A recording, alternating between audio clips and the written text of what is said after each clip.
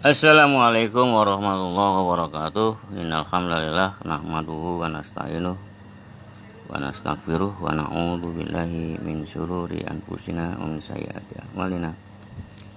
May yahdihillahu fala mudhillalah wa may yudhlilhu fala hadiyalah. Asyhadu an la ilaha illallah wa asyhadu anna Muhammadan abduhu wa rasuluh. La nabiyya ba'dah wa la haula wa la quwwata illa billahil aliyyil azim. Saudara-saudara, kita sekarang zaman internet, ya, zaman online, zaman media sosial. Yang saya mau bicarakan segmennya atau rubriknya masalah perdebatan agama.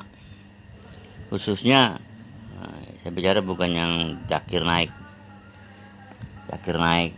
dan sebagainya. Ini yang saya dengar saat ini adalah Ustadz Muhammad Zulkifli atau Zulkifli M. Abbas, Zulkifli Muhammad Abbas.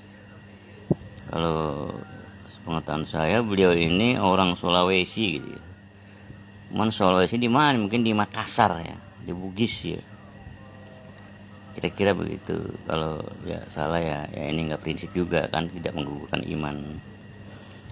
Alhamdulillah beliau adalah orang Indonesia asli, insyaallah, dan Muslim, dan beliau boleh katakan sangat atau pakar masalah Bible ya, masalah Injil. Dan juga setelah beberapa lama sampai saat ini, barangkali udah bertahun-tahun beliau berbicara begitu. Kalau secara logika mungkin bicaranya bukan langsung di internet gitu. Mungkin dulu berbicaranya, berdebatnya lewat face to face, lewat offline ya. Kalau lewat media cetak kayaknya nggak bisa karena ini terlalu banyak yang harus dikatakan ya. Tentunya offline dengan face to face. Saya rasa begitu ya. Sampai puncaknya saat ini perdebatan itu terjadinya di internet, di media sosial, di online.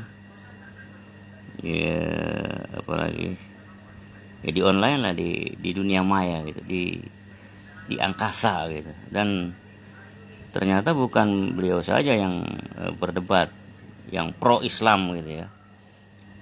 Masih banyak lagi lain ya, tapi yang menonjol selain Zakir Naik yang tingkatnya internasional karena beliau pakai bahasa Inggris. Kalau Zulkifli M. Abbas ini dengan bahasa Indonesia ya. Tapi di dalam perdebatan ini dia santun, nggak kasar, ya, lembut ya, lemah lembut ya.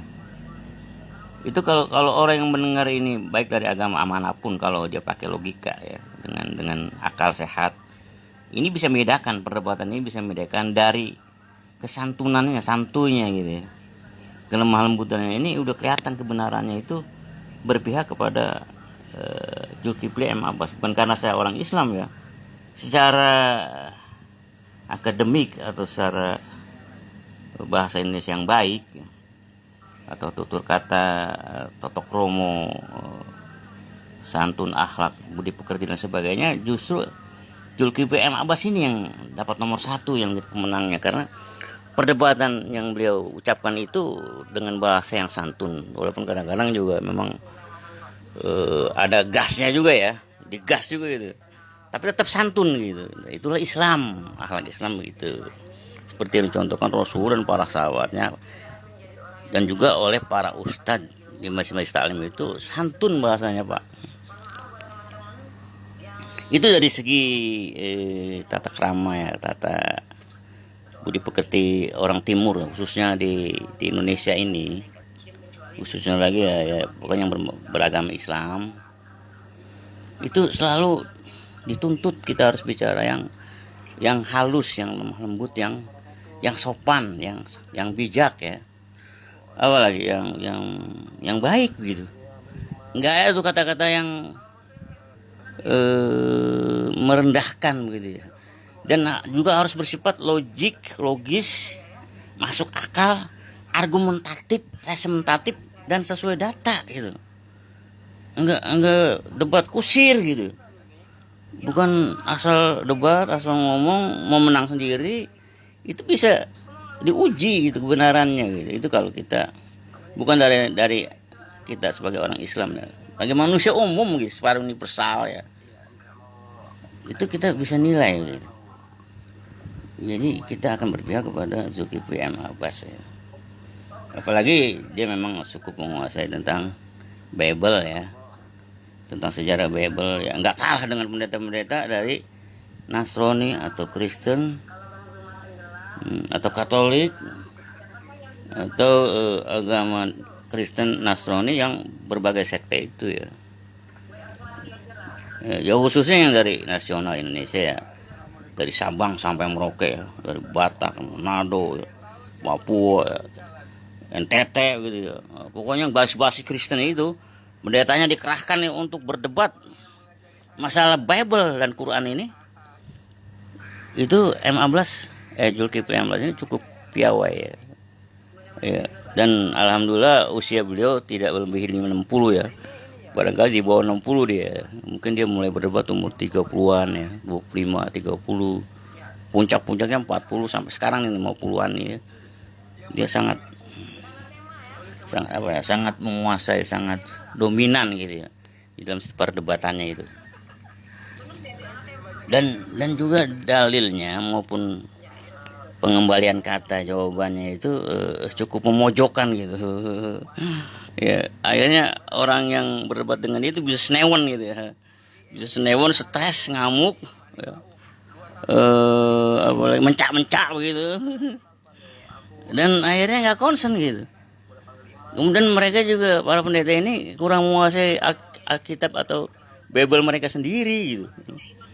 Sementara kan Islam itu dituntut harus hafal Al-Quran ya, terjemahannya, tafsirnya, asbabun nuzulnya, hadisnya ya, asbabul wurudnya ya, sirah nabawiyahnya gitu, tarikh Islamnya, tingkat dunia begitu, bla bla bla. Begitu Islam tuntut begitu. Jadi kalau emang biasa mereka itu berdebat dan terlatih dari kecil sampai setua sekarang umur 60 misalnya, itu ya sangat bagus ya, bukan hanya Zakir Naik ya atau Ahmad Didat ya. Kalau dulu Hasan ya, Bangil itu jago-jago debat, orang jago debat, termasuk Agus Salim sebenarnya itu jago-jago debat ya. Kalau sekarang Anies Baswedan ya, tapi debatnya itu lewat praktek dia sebagai calon presiden, dulu gubernur, bla bla bla. Ini juga sulit dikalahkan gitu argumennya gitu ya. Kalau dia berfilosofi atau memberikan teori kepada umum lewat media sosial, lewat internet, itu sangat mengena untuk kaum milenial ya dan seluruh bangsa Indonesia ini. Dan kalau sekiranya Indonesia tidak memilih Presiden Anies sebagai presiden tahun 2024, saya tidak bisa memperkirakan begitu bagaimana keadaan Indonesia ini gitu. Ya, bahkan kalau beliau dijadikan presiden tahun 2024 ini juga masih tanda tanya, mampukah bisa menyelesaikan masalah yang dihadapi orang Indonesia saat ini gitu. Karena dihadapi ini adalah superpower dunia, apakah itu Cina ya, Amerika ya, blok barat ya, blok komunis ya, sekuler, kapitalis. Itu yang harus dihadapi orang Islam, mayoritas muslim Indonesia ini gitu. Di bawah lokomotif Anies Baswedan ini gitu, bla bla bla bla. Dan ini kembali perjuangan Anies Baswedan ini sama perjuangan Pak Karno dan teman-teman saat itu pada zaman pra kemerdekaan, sebelum kemerdekaan.